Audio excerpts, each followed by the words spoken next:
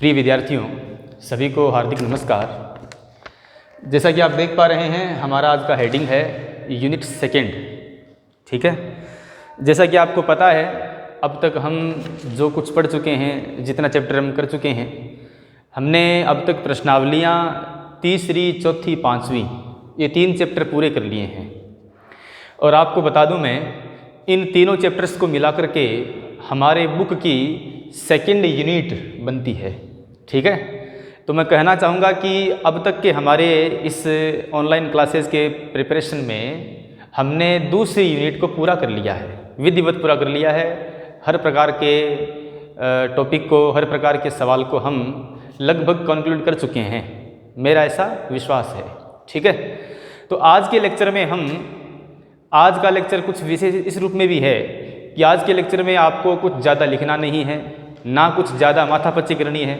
बस केवल थोड़ी बहुत बात मैं आपके साथ करना चाहता हूँ जो काम की है इन तीनों चैप्टर्स के रिगार्डिंग।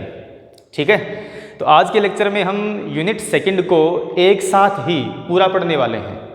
इसमें कुछ बातें खास हैं, आपस में इनकी तुलना करेंगे हम तीनों चैप्टर्स की, इनमें हमने क्या क्या पढ़ा है, एग्ज़ाम के हिसाब से कौन सा चैप्टर किस नंबर के हिसाब से गेन करता है, वो सब बातें यहाँ पर हम करेंगे।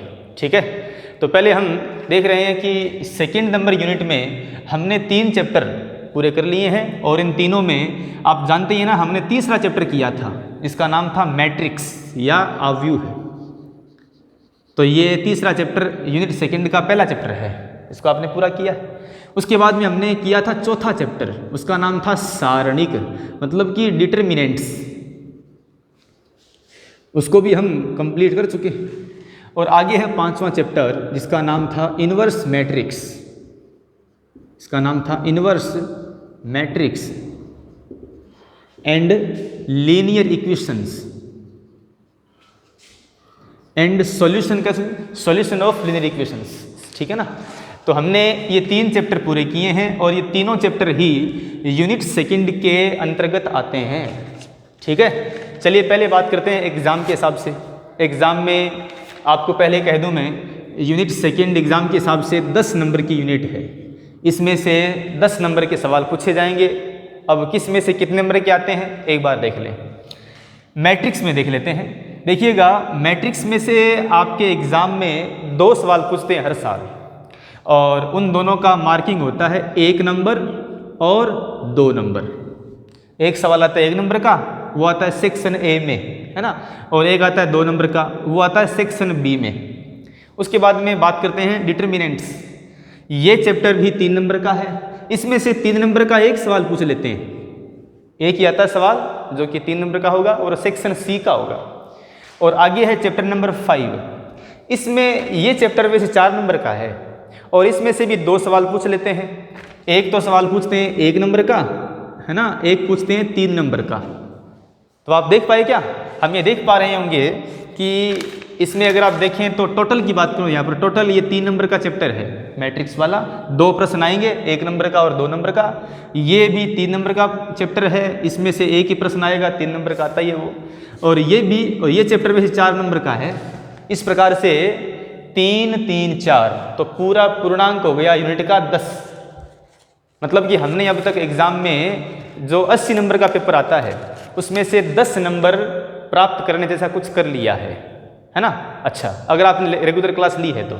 अब देखिए, अब हम थोड़ी बहुत बात करते हैं इन सब की आपस की तुलना और आपस में कुछ विशेष बातों से। जैसे मैं शुरुआत करूंगा पहले मैट्रिक्स से ही। थोड़ी बहुत बातें ये मैं रिपीट कर रहा हूँ, इसलिए केवल सुन लें, बस लिखना कुछ नहीं है। ये बातें आप केवल सुन लोगे तो भी आपके मन में कुछ स्थायी हो जाएगी ये बातें। हम शुरुआत करेंगे मैट्रिक्स से। आप जानते हैं, हमें सबसे पहले हमने समझा था कि मैट्रिक्स क्या होती है। जानते हैं ना क्या होती है? मैट्रिक्स वास्तव में आंकड़ों का एक ऐसा आयताकार क्रम विन्यास है जिसको हम रुचिकर और अपेक्षाकृत कम समय में पढ़ सकते हों। ठीक है ना, मतलब कि मैट्रिक्स वास्तव में एक निरूपण मात्र है, ये कोई मान नहीं है ना, ये कोई ऐसा नहीं जिसको आप जज कर दो कि इसका मान ये है, ऐसा कुछ नहीं है। मैट्रिक्स केवल शो करने का तरीका है।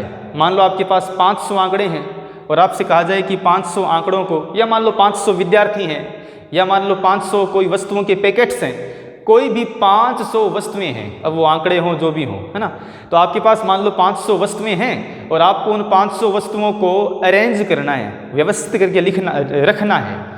तो उसको अगर आप अरेंज ऐसे करें कि वो अरेंज हमें आयताकार दिखे, है ना, तो उस आयताकार अरेंजमेंट को हम मैट्रिक्स बोल देते हैं। अगर आप उन 500 आंकड़ों को एक वृत्ताकार घेरे में रख दें तो मैट्रिक्स नहीं है, वो अरेंजमेंट होगा, ठीक है, लेकिन मैट्रिक्स नहीं है। अगर आप उन 500 आंकड़ों को एक त्रिभुजाकार एक डाइस में रख दें तो भी मैट्रिक्स नहीं है, अरेंजमेंट होगा, ठीक है। लेकिन यदि यही 500 आंकड़े एक आयताकार क्रम विन्यास में हो, अब इसमें आयताकार ही क्यों है? देखो वास्तव में आयताकार या वर्गाकार दोनों एक ही चीज़ है, आयताकार खास इसमें। अगर आयताकार क्रम विन्यास होगा ना तो इसमें खास बात यह है कि आयताकार क्रम विन्यास में हमेशा हमें पंक्तियां दिखती हैं और स्तंभ दिखते हैं, है ना, तो पंक्तियों को और स्तंभों को पढ़ना अपेक्षाकृत इजी है अलग अलग एलिमेंट्स को पढ़ने के। इसलिए मुझे लगता है कि मैट्रिक्स में आयताकार क्रम विन्यास लेने का कारण हो सकता है ये हो कि उसमें पंक्तियां और स्तंभ आती हैं और पंक्ति स्तंभ पढ़ना बहुत इजी है, बहुत फास्ट है, बजाय हर एलिमेंट को अलग अलग पढ़ने के, ठीक है। इसका मतलब हम ये इन शॉर्ट देख सकते हैं कि मैट्रिक्स वास्तव में आंकड़ों का एक आयताकार क्रम विन्यास है। अगर आप ध्यान दें शब्दों पर तो मैंने इसको सिर्फ आयताकार विन्यास नहीं लिखा है, आयताकार क्रम विन्यास, इसमें क्रम शब्द आ गया। क्रम का मतलब इसमें आगे पीछे करने पर इसका मान चेंज होता है, इसमें क्रम का महत्व है, ठीक है। तो मैट्रिक्स वास्तव में क्या है? आयताकार एक क्रम विन्यास है आंकड़ों का। मतलब ये मैट्रिक्स केवल एक आंकड़ों को दिखा देने का एक तरीका मात्र है, उसका कोई मान वगैरह नहीं है, ठीक है। उसके बाद में अगर मैं इसमें देखूं तो हमने उसमें आगे पढ़ा था मैट्रिक्स के प्रकार। मैट्रिक्स के आपने प्रकार पढ़े थे, वो 10 प्रकार थे, 10-11 प्रकार थे, है ना। उन प्रकारों में से कोई भी सवाल, क्योंकि आप जानते हैं कि 3 नंबर का चैप्टर है ये, 1 नंबर का सवाल कैसा भी आ सकता है, प्रकार पूछ सकते हैं, मैट्रिक्स का उद्देश्य पूछ सकते हैं, मैट्रिक्स क्या है वो सब पूछ सकते हैं। तो ये जो 10 प्रकार थे वो आपको होने चाहिए याद अच्छे से, है ना। उनके नाम आपको पता होंगे, पंक्ति आव्यूह, स्तंभ आव्यूह है, शून्य आव्यूह है, उसके बाद में आयताकार आव्यूह है, वर्गाकार, फिर अदिश, इकाई, ऐसा कुछ त्रिभुजाकार तक हमने बात की थी। अब उनमें भी आपस में आपने तुलना की होगी किस किस में क्या क्या होता है। जैसे अगर आप देखें तो वर्ग आव्यूह के बाद में आपने जितने भी मैट्रिक्स पढ़े थे वे सब वर्ग आव्यूह जरूर थे, आपने पढ़ा था। जैसे आपने पढ़ा था विकर्ण आव्यूह है, तो विकर्ण आव्यूह पहले वर्ग आव्यूह होगा, उसके बाद बनेगा विकर्ण आव्यूह, उसके बाद है अदिश आव्यूह है ना, आगे है इकाई आव्यूह है, आगे है त्रिभुजाकार, वे सब वर्ग आव्यूह जरूर हैं। तो ऐसे आप इनके आपस में तुलना भी कर सकते हो, सिंपल सी बात है ना। उसके बाद में हमने पढ़ा था इक्वलिटी ऑफ मैट्रिसेस, मतलब मैट्रिक्स की समानता। अगर आपको 2 या 2 से अधिक मैट्रिक्स दे रखी हों तो आपस में वो समान कब कहलाएंगी? केवल 2 बातें हैं इसमें। पहली बात उनकी कोटियां समान हो, दूसरी बात उनके संगत एलिमेंट्स समान हो। और ये जो टॉपिक है इक्वलिटी ऑफ मैट्रिसेस, इस टॉपिक पर एग्ज़ाम में, मैं बात कर रहा हूँ बोर्ड एग्ज़ाम की, एग्ज़ाम में लगभग सवाल आता ही है। मतलब हर 2 साल में एक बार सवाल पूछ लेते हैं। किस प्रकार सवाल पूछ लेते हैं? आपको मैंने टेस्ट में दिया था सवाल, एक्स का मान निकालने वाला, इक्वल था बीच में मैट्रिक्स के। तो यदि मैट्रिक्स बराबर हो तो उसमें संगत एलिमेंट समान हो जाते हैं, तो उनके समान होने के सिद्धांत से उसमें एक्स का मान पूछ लेते हैं, है ना, वाई का मान पूछ लेते हैं, या कुछ और मान लो कोई बात पूछे। तो इसमें इक्वलिटी में खास बात ये 2 बातें होती हैं, कोटि समान हो और संगत एलिमेंट भी समान हो, ये है। आगे आपने पढ़ा था ट्रांसपोज ऑफ मैट्रिक्स, मतलब मैट्रिक्स का परिवर्त करना। एग्जाम्पल दे के इसकी बात कर लें हम। जैसे मान लो ए आपको दे रखा है, ये 1 2 3 4 5 6, और हमसे पूछा जाए इसका ट्रांसपोज बताओ, मतलब इसका परिवर्त करो, क्या होगा? तो ट्रांसपोज में क्या करते हैं हम? पंक्तियों को संगत स्तंभों में और स्तंभों को संगत पंक्तियों में इंटरचेंज करते हैं। मैंने बोला संगत, सीधा नहीं, संगत स्तंभों में करना आपको चेंज, है ना।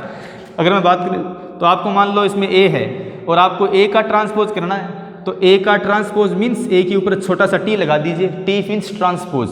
बराबर में अब करना क्या है? पहली पंक्ति को पहला स्तंभ बनाओ, संगत स्तंभ, तो पहला स्तंभ बन गया, ये पहली पंक्ति पहला स्तंभ बन गया, दूसरी पंक्ति ये दूसरा स्तंभ बन गया।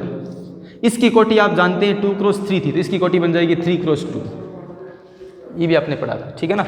उसके बाद हमने बात की थी symmetric and skew symmetric matrices, मतलब कि सममित और विषम सममित अवयव है। अब ये भी सिंपल सी बात थी, इसमें कोई नई बात नहीं है। यदि किसी मैट्रिक्स के अंतर्गत A बराबर A ट्रांसपोज हो, सुन लो इन शॉर्ट, तो हम कहते हैं कि वह मैट्रिक्स सममित है, बस सीधी सी बात है। और यदि A बराबर माइनस A ट्रांसपोज हो तो उसको बोलते हैं विषम सममित है, बस सिंपल सी बात है, कोई बहुत बड़ी कहानी नहीं है, एकदम सिंपल सी बात है। यदि कोई अवयव है अपने ट्रांसपोज के बराबर हो तो सममित कहलाएगा, और यदि कोई अवयव है अपने ट्रांसपोज का ऋणात्मक हो तो वो विषम सममित कहलाएगा, सिंपल सी बात है ना। अच्छा आगे देखिएगा, उसके बाद आपने पढ़ा था ऑपरेशंस ऑन मैट्रिसेस, मतलब मैट्रिक्स पर संक्रियाएं। जो आप जानते हैं मैट्रिक्स पर संक्रिया लगती है सिर्फ 3 प्रकार की। वैसे तो मूलभूत 4 संक्रिया होती है और व्युत्पन्न अनंत प्रकार की होती है, पर मैट्रिक्स में केवल 3 संक्रिया काम करेगी, योग घटाव गुणा। मैट्रिक्स में भाग नहीं होता है, और रीज़न क्या है आप जानते हैं कि मैट्रिक्स अगर वर्गावयव नहीं है तो व्युत्क्रमणीय नहीं होगी वो, और फिर उसका भाग नहीं दिया जाएगा। ये भी आपने समझा है सारणिक में कि भाग क्यों नहीं दिया जाता है सिंपल मैट्रिक्स का, रीज़न है बी इनवर्स नहीं आना, ठीक है। उसकी हम बात वास्तव में कर लेंगे, आप एक बार देखिएगा। तो इसमें ऑपरेशंस की बात करूँ मैं मैट्रिक्स में ही, तो मैट्रिक्स के जो ऑपरेशंस थे उसमें 3 ऑपरेशन पढ़े आपने। फर्स्ट ऑपरेशन था एडिशन, है ना, उसका योग करना, और दूसरा ऑपरेशन था सब्ट्रैक्शन, उसका घटाव करना। अब इन दोनों को एक साथ देख लो, एक बार मैं रिपीट कर रहा हूँ, सुन लो एक बार। आप जानते हैं कि मैट्रिक्स का योग और घटाव ये दोनों ही केवल तभी होते हैं जब योग करने वाली या आपस में घटाने वाली सभी मैट्रिक्स समान कोटि की हों। यदि मैट्रिक्स समान कोटि की नहीं है तो उनका योग घटाव नहीं हो सकता, इम्पॉसिबल है करना, क्योंकि रीजन इसका नियम है। नियम क्या है? नियम यही है कि अगर हमें 2 मैट्रिक्स को जोड़ना है या घटाना है तो आपको उन दोनों मैट्रिक्स के ही संगत एलिमेंट्स को जोड़ना घटाना पड़ेगा, ठीक है ना। अब इसमें शब्द है संगत एलिमेंट्स को जोड़ना घटाना पड़ेगा। अब यदि वो समान कोटि के नहीं है तो संगत एलिमेंट्स होंगे ही नहीं। क्यों नहीं होंगे? एग्जाम्पल एक बार यहाँ पर देख सकते हैं आप। जैसे मान लो मैं को मैट्रिक्स ये है 2 3 4 5, इसमें आपको जोड़ना है ये मैट्रिक्स 1 4 7 9 9 7, मान लो इसको जोड़ना आपको। तो जोड़ने का सिद्धांत लगाओ आप, संगत एलिमेंट जोड़ो। तो A11 में ये B11 मान लो, इसको B11 जोड़ दीजिए, A12 में B12 जोड़ दीजिए। अब ये 7 किस में जुड़ेगा? अगर आप यहाँ पर अपनी तरफ से 0 माने तो गलत है मानना, क्योंकि 0 भी एक एलिमेंट बन गया ना वो, और वो इसमें है ही नहीं एलिमेंट, इसलिए ये जुड़ेगा ही नहीं। अब संगत एलिमेंट जोड़ना इम्पॉसिबल है। कब तक? जब तक कि संगत एलिमेंट विद्यमान न हो। और विद्यमान कब तक नहीं होगा? जब तक वो समान कोटि की मैट्रिक्स नहीं होंगी। और यही कहानी घटाने में है। इसका मतलब आप समझ रहे होंगे कि योग घटाव दोनों केवल तभी होंगे जब योग घटाव करने वाली मैट्रिक्स समान कोटि की हो। वो चाहे मैट्रिक्स 2 हो चाहे 5, कितनी भी क्यों ना हो, समान कोटि की होनी चाहिए बस वो, ठीक है। और आगे हमने बात की थी, थर्ड ऑपरेशन था मल्टीप्लिकेशन। मैं इसको फास्टली बता रहा हूँ। इसमें हमने 2 प्रकार से देखा था। अब मल्टीप्लिकेशन के भी 2 प्रकार पढ़े थे। एक था, फर्स्ट था इसका अदिश गुणन। अदिश गुणन मतलब हमने इसमें मैट्रिक्स में कोई संख्या से गुणा किया था मैट्रिक्स को, है ना। जैसे मान लो मैट्रिक्स को मैं गुणा कर रहा हूँ K से, तो मैट्रिक्स को संख्या से गुणा करने में क्या होता है, वह संख्या उस मैट्रिक्स के हर एलिमेंट से गुणा हो जाती है। ये नियम था। अब ये नियम तो कैसे बना, इसमें तो कोई कैसे कहें हम, ये नियम तो वास्तव में बनाई गई बातें हैं। ये शुरुआत में तो इनको मानना पड़ेगा, है ना। तो मैट्रिक्स में अदिश गुणन कैसे माना गया है कि आप मैट्रिक्स को अगर कोई संख्या से गुणा कर रहे हैं तो वास्तव में गुणनफल रूप में क्या आएगा, वह संख्या उस मैट्रिक्स के हर एलिमेंट से गुणा हो जाएगी, ये आएगा, ठीक है। अच्छा, उसके बाद में 2 नंबर पढ़ा था मैट्रिक्स का मैट्रिक्स से गुणन।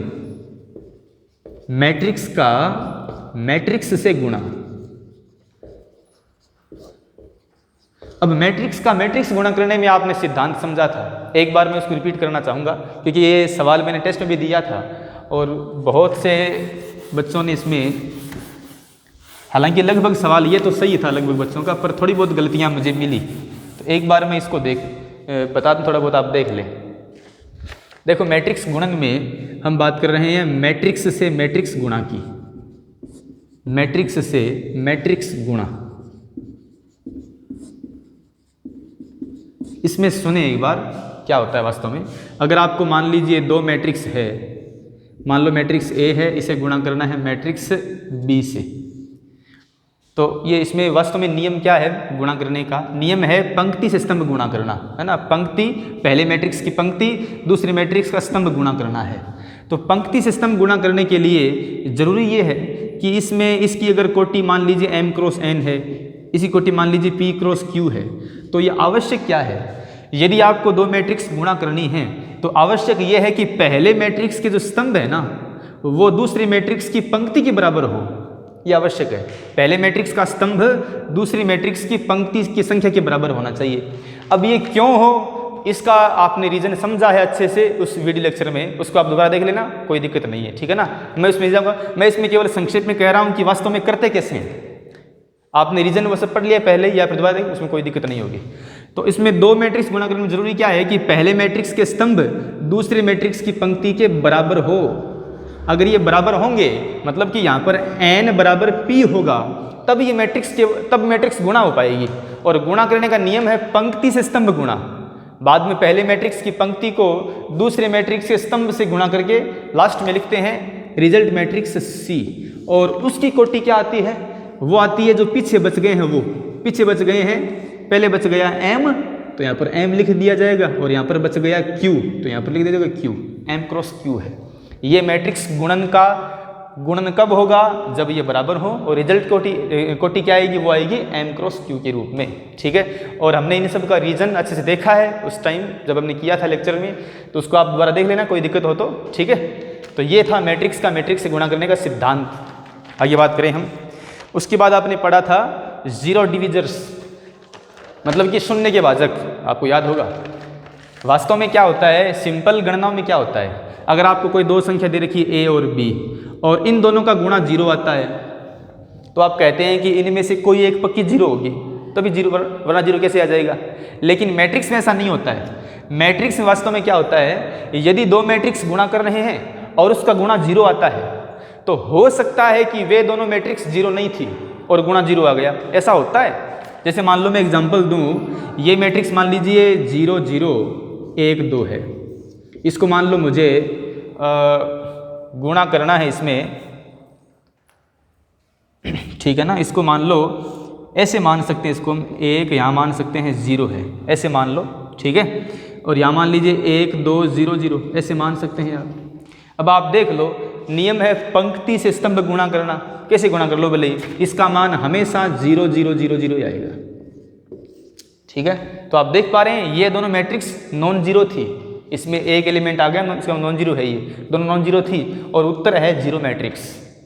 तो अगर ऐसा होता हो तो हम क्या कहते हैं कि यह मैट्रिक्स इसके लिए शून्य का भाजक है, या यह मैट्रिक्स इसके लिए शून्य का भाजक है। आपस में एक दूसरे की डेरिवेटिव्स कहलाती है, ठीक है। ये इसका अंतिम टॉपिक था जहाँ तक मुझे इसमें दिख रहा है। मैंने इसमें कुछ टॉपिक्स लिखे हैं, और टॉपिक्स में अंतिम टॉपिक मुझे ये दिखा है, जीरो डिविजर्स इन मैट्रिक्स, ठीक है।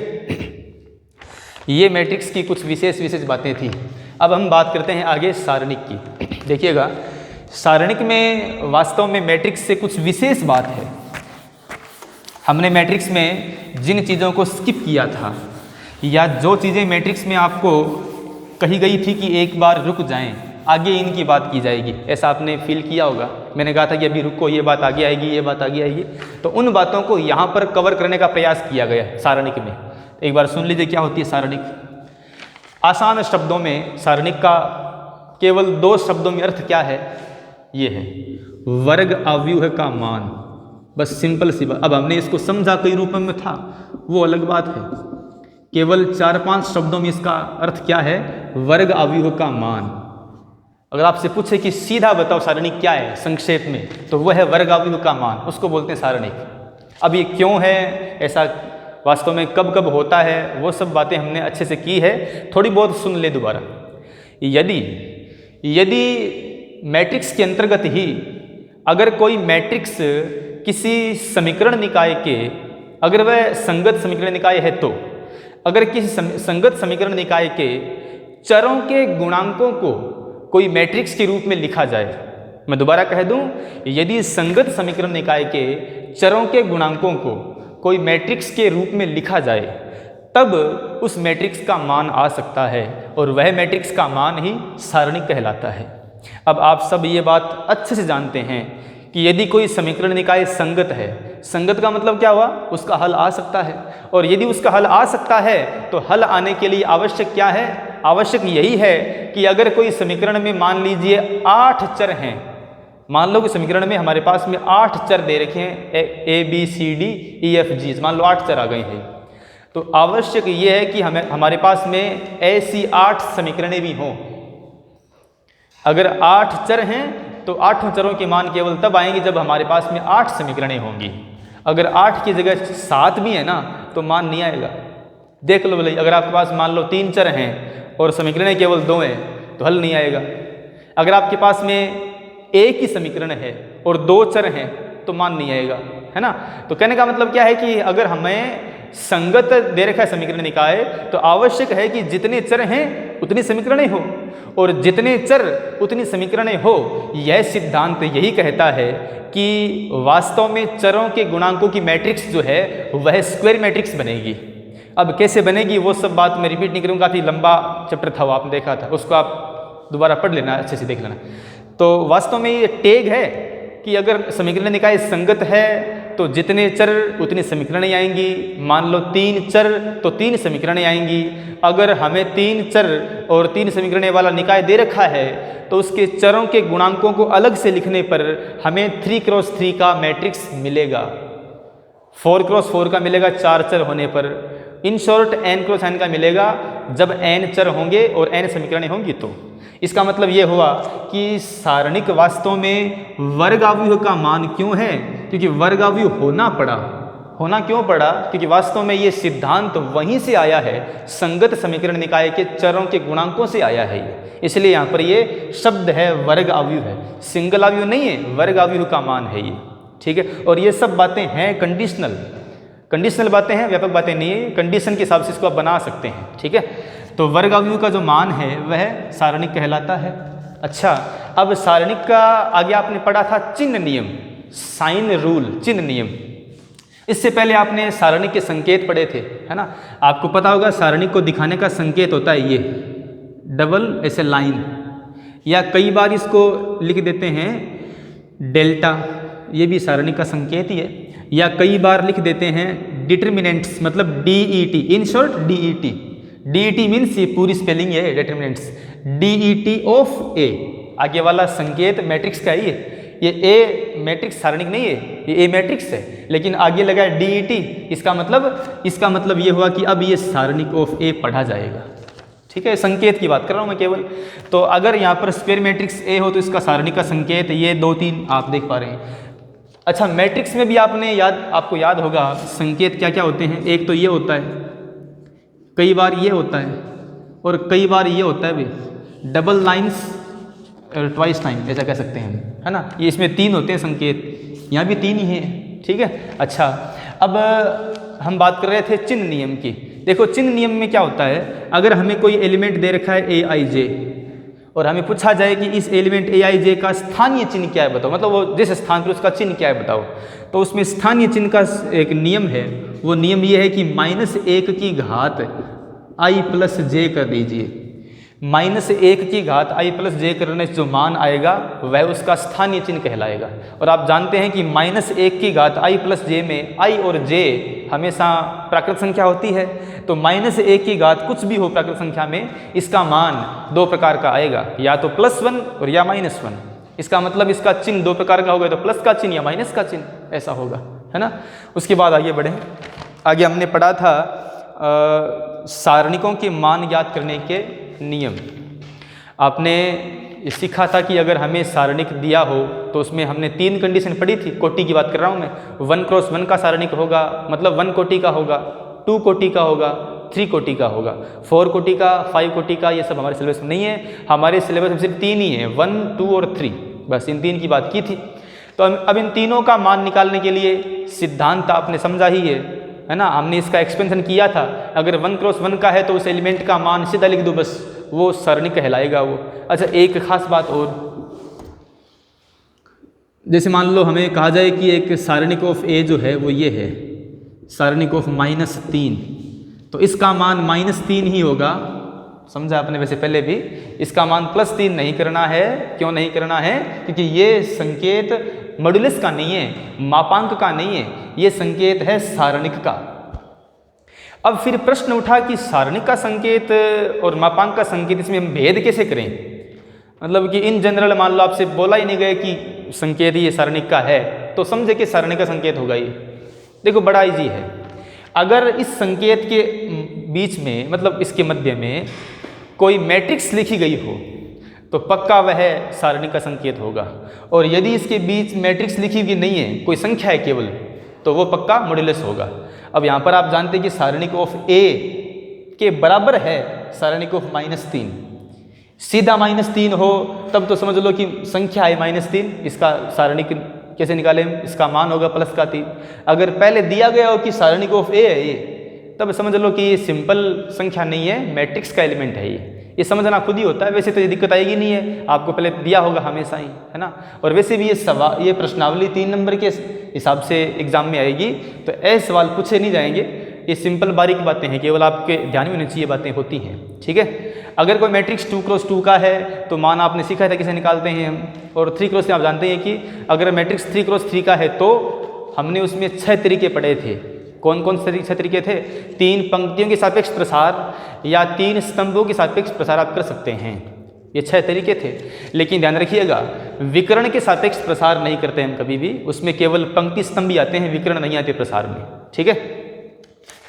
आगे हमने बात की थी सारूस नियम, ठीक है, पढ़ा था आपने लगभग। और आगे है सहखंड, उपसारणिक व सहखंड। सारणिकों में ही आपने पढ़ा था उपसारणिक और सहखंड, तो एक बार मैं थोड़ा बहुत रिपीट कर दूं बस। उपसारणिक और सहखंड जो हैं वे कैसे निकालते हैं, क्या होते हैं? देखिए, अगर आपको मान लो एग्जाम्पल के रूप में सारणिक ऑफ ए ऐसा दे रखा है 3 4 5 7 9 1 1 1 0।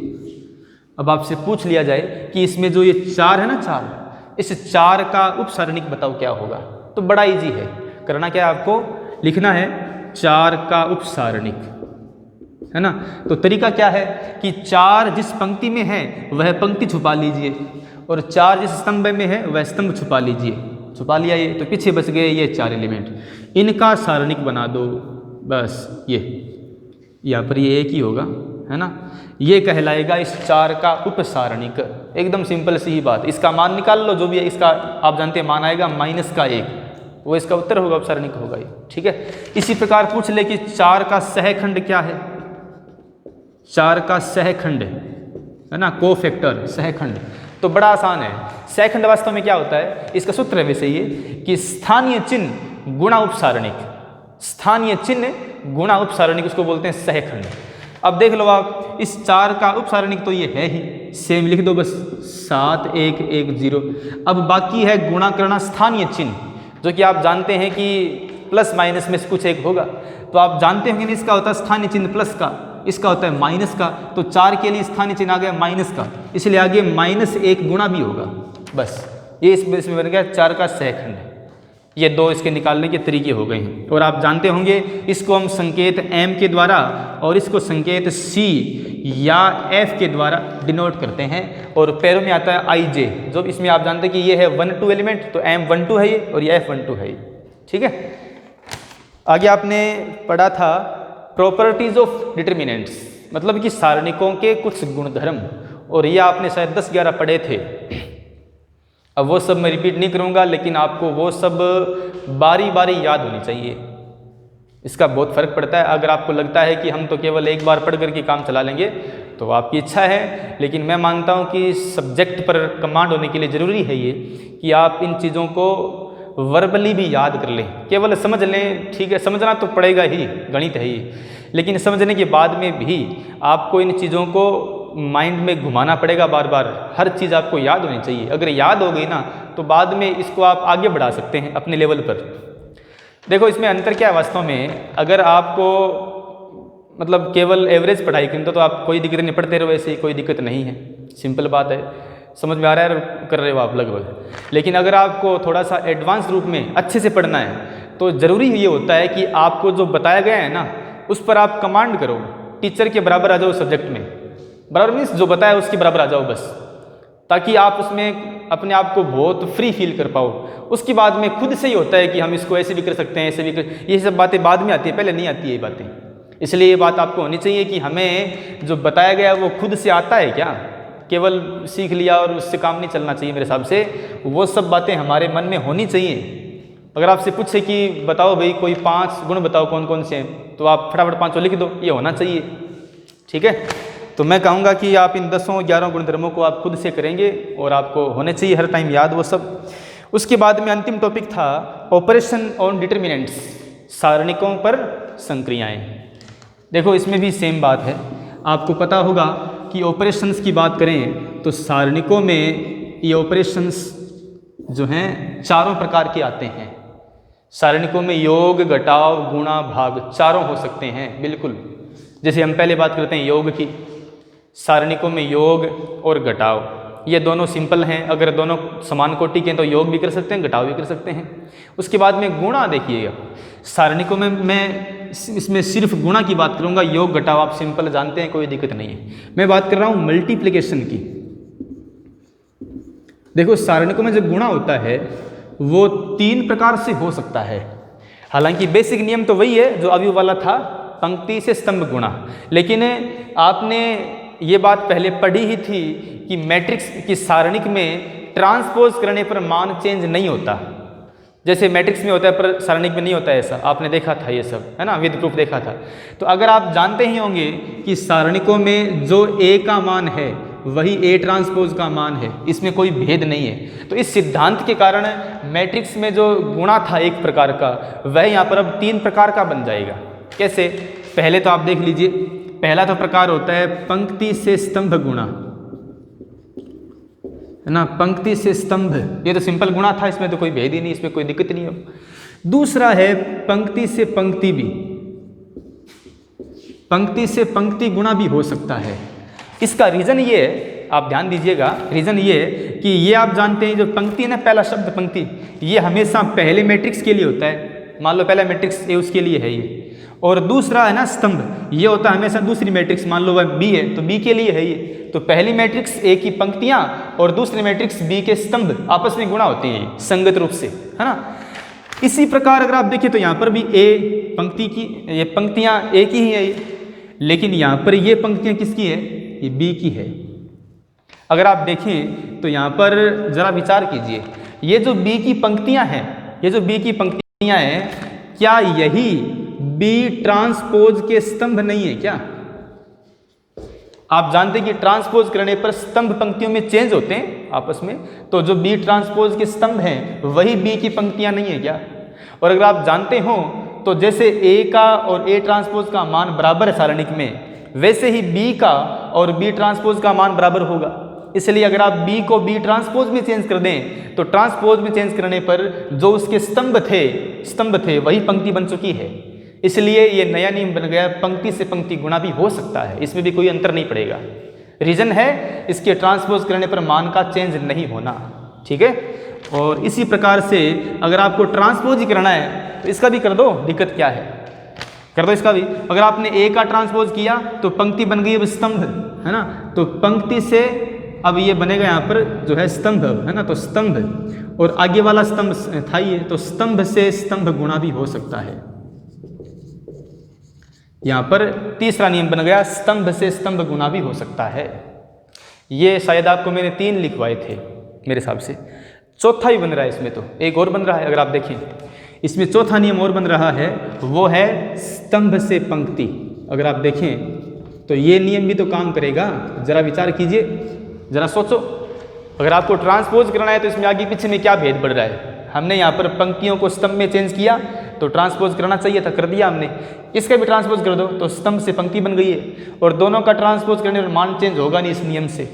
इसका मतलब ये 4 नियम बन गए फिर, आपको शायद मैंने 3 लिखवाए थे, चौथा भी आप लिख सकते हो। इसमें 4 नियम बन रहे हैं। पंक्ति से स्तंभ बेसिक नियम है ही, फिर दूसरा नियम पंक्ति से पंक्ति, तीसरा स्तंभ से स्तंभ, चौथा स्तंभ से पंक्ति भी हो सकता है। रीजन है ट्रांसपोज में मान चेंज न होना, सारणिक में ही केवल। ठीक है, अच्छा। और आगे इसमें चौथा है भाग। आप जानते हैं कि भाग में तो केवल हम मान निकाल करके इसमें मान का भाग देते हैं, सिंपल सी बात थी, है ना। वैसे इसमें भाग का ज़्यादा उपयोग होगा आगे वाले चैप्टर नंबर 5 में। ठीक है, इस प्रकार से चौथा चैप्टर जो है ये पूरा हुआ, ऐसे था लगभग। आगे बात करते हैं 5वें chapter inverse matrix and linear equations की। ये देखिएगा, अब 5वें चैप्टर में हमने इन सब बातों को परिपूर्ण रूप से समझा था। अगर आपको याद हो तो फर्स्ट चैप्टर में ही हमने इस 5वें चैप्टर की संकेत में कुछ बातें की थी शुरुआत में, कि मैट्रिक्स का जो उद्देश्य है वो है चीज़ों को सरल रूप से लिख देना या समीकरण निकाय का अवयव का मान निकाल लेना, ऐसा कुछ हमने शुरुआत में सीखा था। वे सब बातें यहाँ पर पूर्ण होती है 5वें चैप्टर में। तो वैसे देखें तो 5वां चैप्टर जो है वो तीसरे चैप्टर और चौथे चैप्टर के फल के रूप में यूज हो रहा है। मतलब इन दोनों का जो रिजल्ट है ना वो ये है। हमने चौथे चैप्टर में और तीसरे में तो केवल कसरत की थी मैट्रिक्स की, सारणिक की, उसमें कुछ हमने ना कुछ व्यवहारिक रूप से कुछ सीखा नहीं था। जैसे आपसे पूछे कि सारणिक का मान निकालो और ये सब करो, तो इसमें आपने नई बात क्या सीखी थी? लगभग कर रहे थे, बस सारणिक का मान निकाल रहे थे। आपसे किसी के मन में नहीं आया कि ये कर क्या रहे हैं हम, सारणिक के मान से आ क्या जाएगा, ऐसा कुछ किसी के मन में नहीं था। वही बात यहाँ पर थी। अब इन दोनों का जो रिजल्ट है वो है 5वें चैप्टर में। यहाँ पर आप सारणिक का और मैट्रिक्स का यूज़ करके व्यावहारिक रूप से उसका यूज़ कर पाएंगे, है ना। त्रिभुज का क्षेत्रफल का आपने मान निकालना सीखा है, 3 बिंदुओं की सहरेखीय सिद्ध करने से, वो सब बातें आपने यहाँ पर की है। लेकिन इनका जो मूल कारण है, इनका जो मूल सहायक बिंदु है वो ये दोनों चैप्टर्स ही हैं, इसलिए इनका यूज़ है इसके लिए, इसके अंतर्गत। ठीक है, तो हम बात करें इसकी। हम इसमें पहले शब्द है इन्वर्स मैट्रिक्स। इससे पहले आपने सीखा था सहखंडज अवयव है, आपको याद होगा, एडजॉइंट मैट्रिक्स। अगर आपसे कहा जाए कि कोई मैट्रिक्स ए है और वो मैट्रिक्स ए इस रूप की है, ए आई जे कोटि है, सपोज वर्ग है वो वर्गावयव, तो n क्रॉस n है, वर्गावयव है ये, तब हमें इस ए का सहखंडज अवयव मतलब ए डी जे ए ये प्राप्त होगा। एफ आई जे इसका ट्रांसपोज और कोटि वही है n क्रॉस n। इसका मतलब क्या हुआ कि हमने हर एलिमेंट को उसके संगत सहखंड से रिप्लेस किया है और बाद में इसका ट्रांसपोज किया है, बस सिंपल सी बात है। अब इसको मान निकालने का तरीका आपने सीखा, इसके 2 प्रकार थे, आपने किए थे, है ना, वो सब आपको आना चाहिए। और बाद में इस सूत्र को लिखने के बाद में हमने इन्वर्स मैट्रिक्स का सूत्र बनाया था, याद होगा आपको, वो एक बार मैं लिख दूँ दोबारा। ए इन्वर्स बराबर में होता है एडजॉइंट ऑफ ए बट्टे में ए का सारणिक। अब इसका सूत्र का जो बनाने का जो तरीका है, इसका रीज़न क्या है, इसके माध्यम से क्या क्या आता है, वो सब बातें आपको आनी चाहिए साथ साथ में। ठीक है, अच्छा। इस ए इन्वर्स के फॉर्मूला से हमें 2 परिभाषा और मिल गई थी। कौन कौन सी मिल गई थी? आपको याद होगा कि यदि बट्टा में जो सारणिक ऑफ ए है, यदि इसका मान 0 आ जाए, ध्यान दीजिएगा, तो हम कह सकते हैं कि ए इन्वर्स का मान अपरिभाषित होगा। यदि ए इस सूत्र के अंतर्गत बट्टे वाले का मान 0 आ जाए तो हम क्या समझेंगे? हम समझेंगे कि भाई इसमें ए इन्वर्स का मान क्या है, अनंत की तरफ, मतलब इसका मान परिभाषित ऐसे कह सकते हैं। इसका मतलब कह सकते हैं कि यदि सारणिक ऑफ ए का मान 0 है तो यह एक अव्युत्क्रमणीय मतलब कि सिंगुलर मैट्रिक्स है, ऐसा कह सकते हैं हम। ये परिभाषा रूप में आपने समझा था। और इसी प्रकार से यदि सारणिक ऑफ ए का मान 0 नहीं है तो हम कह सकते हैं कि वह व्युत्क्रमणीय है, क्योंकि इसका व्युत्क्रम आ रहा है ना। भाई ए इन्वर्स का मतलब क्या होता है? ए का व्युत्क्रम। ए का व्युत्क्रम इस कंडीशन में आ रहा है, इसलिए इसको बोलते हैं व्युत्क्रमणीय। और यहाँ पर अगर बट्टा में जो इसमें नहीं आ रहा है, इसको बोलते हैं अव्युत्क्रमणीय, सिंगुलर या ये नॉन सिंगुलर कह सकते हैं इसको। ठीक है, ये इसमें 2 परिभाषा आपने इसके बेस पे पढ़ी ही थी।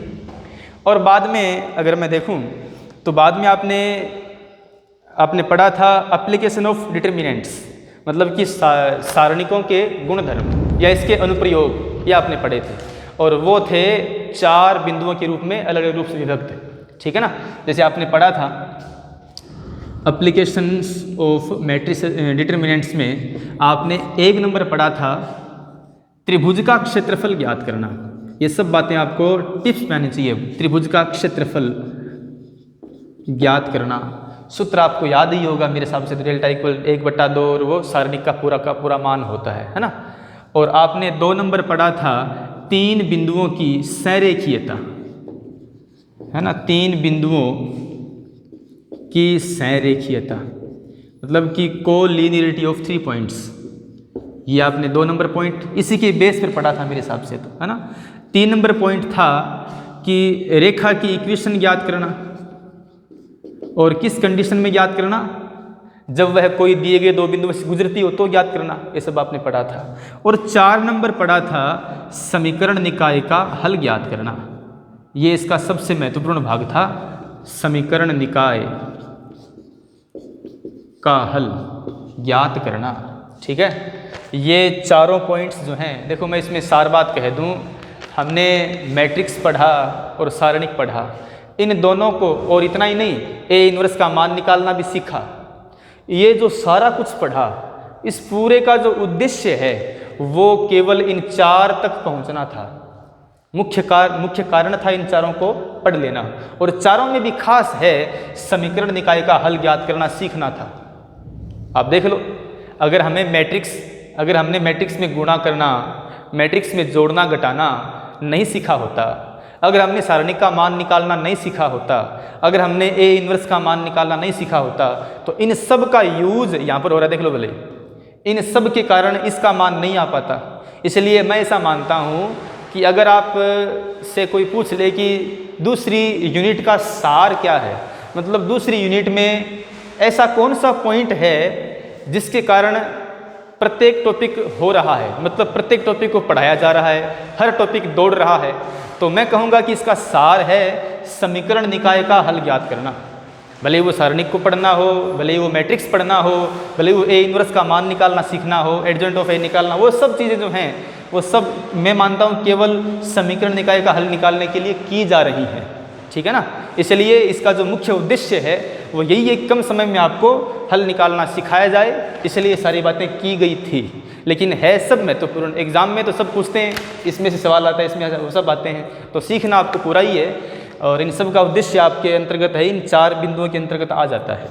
ठीक है, जैसे त्रिभुज का एरिया निकालना आपने सीखा, डेल्टा इक्वल्स टू 1/2, आगे आप जानते सारणिक का यूज होता है ना। और आगे है 3 बिंदुओं की संरेखीयता, इसमें आप जानते हैं कि हम डेल्टा का मान 0 करते हैं। और यहाँ पर है रेखा की इक्वेशन निकालना, इसमें आप जानते हैं कि तीसरी बिंदु हम मानते हैं गतिशील है, x y है, और वही डेल्टा इक्वल 0 तो होगा ही। और यहाँ पर है समीकरण निकाय का हल ज्ञात करना। अब इस हल ज्ञात करने में 2 नियम थे, एक तो था सारणिक यूज के द्वारा मतलब क्रेमर नियम, और एक था अवयव सिद्धांत। और इन दोनों को आपको अच्छे से सीखना है, आना चाहिए विद रीज़न, ऐसा नहीं केवल रट लिया, उन सब का रीज़न आपको मन में होना चाहिए। ठीक है, और हमने इन सब को सिद्ध किया भी था मेरे हिसाब से, तो शायद आपने इसको सिद्ध किया था और इसके बेस पर बाकी दोनों हो गए थे। और हमने इसमें क्रेमर नियम को सिद्ध किया ही था, और अवयव सिद्धांत सिंपल सा था, उसमें कोई दिक्कत ही नहीं थी, है ना। इस प्रकार से आपने इसको पढ़ा था।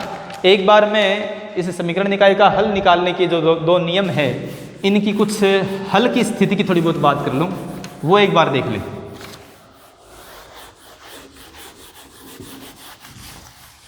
देखो, समीकरण निकाय का हल निकालने के जो 2 नियम है, इनके हल की कंडीशन की बात करते हैं पहले हम। देखिएगा हल की स्थिति, हालांकि आपने पहले पढ़ा है एक बार ये टॉपिक, लेकिन एक बार रिपीट कर लेते हैं, कोई मुश्किल नहीं है। हल की स्थिति में मैं इसको 2 भाग में तोड़ूंगा। पहला तो है क्रेमर नियम, है ना, क्रेमर नियम जो है उसके अंतर्गत हल की स्थिति कैसे आती है वो देखेंगे। और 2 नंबर है अव्यूह सिद्धांत, अव्यूह सिद्धांत में हल की स्थिति कैसे समझी जाती है वो भी देख लेते हैं हम। देखिएगा, अब हल की स्थिति में आप जानते हैं कि ये समीकरण निकाय रैखिक होता है, और रैखिक में आप जानते हैं कि या तो हल होगा और या नहीं होगा। और अगर हल होगा तो 2 कंडीशन आएगी, या तो होगा हल अद्वितीय और या होगा अनंत। हल 4-5 तो हो नहीं सकते हैं क्योंकि रेखाएं हैं, वक्र तो है नहीं, है ना। इसलिए आप समझ सकते हैं कि यहाँ पर पहले तो 2 कंडीशन बनेगी, या तो हल होगा, सीधी सी बात है, और या हल होगा ही नहीं, है ना, या फिर हल नहीं होगा। ये 2 बातें होंगी इसमें। अच्छा, हल होगा तो भी इसमें 2 कंडीशन में हो सकता है, पहला है कि हल जो है वो अद्वितीय है, मतलब कि एक हल है पक्का, वो जो भी होगा एक केवल एक बिंदु पर रेखाएं काट रही है, इसका मतलब ये होता है। और या फिर अनंत हल होंगे, या फिर हम कह सकते हैं कि अनंत हल होंगे। हलों को आप काउंट नहीं कर पाएंगे इतने हल, मतलब कि रेखा के ऊपर रेखा आ गई, इसका मतलब ये होता है। और नहीं होगा इसमें तो केवल एक ही बात है, रेखाएं काट नहीं रही है, परस्पर समांतर रेखाएं है ये, ठीक है। और इसमें भी सेम बात है, यहाँ पर भी वही बात मैं लिख रहा हूँ, या तो यहाँ पर हल हो सकता है और यहाँ पर या तो हल नहीं होगा, ये दो ही चांस हैं, है ना। अच्छा, अब यदि हल होगा तो वही वापस दो बातें रिपीट की जाएगी, अद्वितीय या फिर अनंत। अद्वितीय होगा और या अनंत होगा। अच्छा, अब देखते हैं। अब अगर आप जानते हैं तो क्रेमर नियम के अंतर्गत हमने सारणिकों का यूज़ किया था और उसमें 4 संकेत थे, डेल्टा था, है ना, डेल्टा 1 था, डेल्टा 2 था, डेल्टा 3 था। अगर चर 2 हैं तो डेल्टा 2 तक चलेगा, वरना डेल्टा 3 तक। 4 आपके सिलेबस में है नहीं, तो अधिकतम 3 की बात कर रहा हूँ मैं, है ना। देखिएगा, अगर हल अद्वितीय है ना, तो आप जानते हैं कि इसमें डेल्टा का मान 0 नहीं होगा भाई, तो हल पक्का अद्वितीय होगा, बस सीधी सी बात है। और अगर हल अनंत हैं तो इसमें क्या होता है, इसमें डेल्टा के सहित ये डेल्टा 1, डेल्टा 2, डेल्टा 3 ये सब 0 होते हैं, तो उस कंडीशन में हमेशा हल अनंत होता है। अगर आपको याद हो तो हमने इसका रीज़न सीखा था, हमने इसको वैसे समझा था कि ऐसा क्यों होता है ना, ये आपके मन में होना चाहिए साथ साथ में। और हल नहीं होगा तो क्या होता है, उसमें डेल्टा का तो मान तो 0 होता है, परंतु आगे क्या दिया होता है कि डेल्टा 1, डेल्टा 2, डेल्टा 3 में से कम से कम कोई एक अशून्य होता है, ये इसमें कहा जाता है। साथ साथ ये टैग है इसमें, कम से कम डेल्टा 1, डेल्टा 2, डेल्टा 3 में से कम कोई एक जो है वो अशून्य है। कम से कम का मतलब एक तो होना चाहिए, हो सकता है कि 2 अशून्य हो सकता है 3 अशून्य, वैसा हो सकता है, लेकिन कम से कम कोई एक अशून्य होगा और बाकी अशून्य हो भले ही, तो उस कंडीशन में हल नहीं होगा, ठीक है। मतलब उसमें क्या होता है, रेखाएं परस्पर समांतर होती हैं, उसमें ऐसा होता है। ये इसमें है क्रेमर नियम की बात। आगे बात करते हैं आव्यूह सिद्धांत। अगर हल अद्वितीय है तो सारणिक ऑफ ए जो है उसका मान नॉट इक्वल 0 है, तो हल पक्का अद्वितीय होगा। और अगर इसमें हल अनंत है तो सारणिक ऑफ ए जो है उसका मान पक्का 0 है। और अगर हल नहीं है तो भी सारणिक ऑफ ए का मान पक्का 0 है। तो इसमें ये थोड़ा बहुत दिक्कत करता है कि सारणिक ऑफ ए का मान 0 है, तो पता नहीं कौन सी कंडीशन है, हल नहीं है वाली कंडीशन है कि अनंत हल वाली कंडीशन है। तो मैं कहूँगा कि अगर जांचने की बारी आए तो बेस्ट है क्रेमर नियम, इससे जांचो आप। वास्तव में ये सारणिक ऑफ ए जो है ना, ये वास्तव में डेल्टा नहीं है क्या, डेल्टा ही तो होता है। सारणिक ऑफ ए वास्तव में क्या है, ये चरों के गुणांकों का मैट्रिक्स, उसका सारणिक, वही इसमें डेल्टा होता है, तो बात तो वही है। लेकिन यहाँ पर इसको आगे नहीं बढ़ाया गया है और इसको यहाँ पर आगे बढ़ा दिया गया है, इसलिए मैं कहूँगा कि जांचने के लिए बेस्ट है क्रेमर नियम। ये तो इसमें केवल कहना पड़ा इसलिए कह दिया गया, बाकी इसमें खास है क्रेमर नियम, इसको आप यूज़ करना अगर सवाल आए इसका तो, ठीक है। तो इसमें हमने यूनिट सेकंड के अंतर्गत जो 10 नंबर का पोर्शन है जिसमें 3 चैप्टर्स हैं, 3 और 4 नंबर के, इसको हम थोड़ा बहुत हमने एक संक्षेप में एक तुलनात्मक अध्ययन किया है, ठीक है। और आप देख पा रहे होंगे कि इसमें विशेषतः ये तीनों चैप्टर आपस में जुड़े हुए हैं, एक दूसरे से तोड़ दो तो इसमें किसी का मतलब खुद से अस्तित्व नहीं है। इसमें अगर मैट्रिक्स पढ़ रहे हैं तो मैट्रिक्स पढ़ क्यों रहे हैं, सारणिक के लिए पढ़ रहे हैं। सारणिक क्यों पढ़ रहे हैं, समीकरण निकाय का हल निकालने के लिए पढ़। इसका मतलब ये सब के सब एक विशेष उद्देश्य के लिए एक चेन बनी हुई है तीनों चैप्टर्स की, इसलिए हमको इन तीनों को साथ में पढ़ते हैं। ऐसा नहीं केवल एक पढ़ लिया दो, ऐसा नहीं कर सकते हम, ठीक है। तो इस प्रकार से हमने यूनिट सेकेंड, जिसमें एग्ज़ाम में अगर मैं देखूँ तो 1, 2, 3, 4, 5 एग्ज़ाम में इसके 5 प्रश्न आते हैं। सेक्शन ए में से 2 प्रश्न 1 नंबर के, सेक्शन बी में से 1 प्रश्न 2 नंबर का, और सेक्शन सी में 2 प्रश्न 3 नंबर के। मतलब कि 1 + 1 + 2 + 3 + 3 मतलब 10 नंबर का पूरा पोर्शन ये दूसरी यूनिट का यहाँ पर बना है, ठीक है। तो मैं मानता हूँ कि आपने यूनिट सेकेंड को अच्छे से पूरा किया होगा। और आगे हम अगले लेक्चर्स में एक नई यूनिट पढ़ने वाले हैं, वो जो भी होगी, तीसरी होगी या फिर आगे पढ़ सकते हैं हम, जो भी है। लेकिन आगे वाले की चिंता मेरी है, आपको सेकेंड यूनिट को अपने लेवल पर पूरा अच्छे से तैयार कर लेना है। आगे मैं मानता हूँ कि इन चीज़ों का यूज़ करने के लिए इन चीज़ों को पक्के से अभी से पढ़ना चाहिए। ठीक है, तो आज के लिए इतना बहुत है। सेकेंड यूनिट पूरी कर लें अच्छे से, बाकी अगले लेक्चर्स में।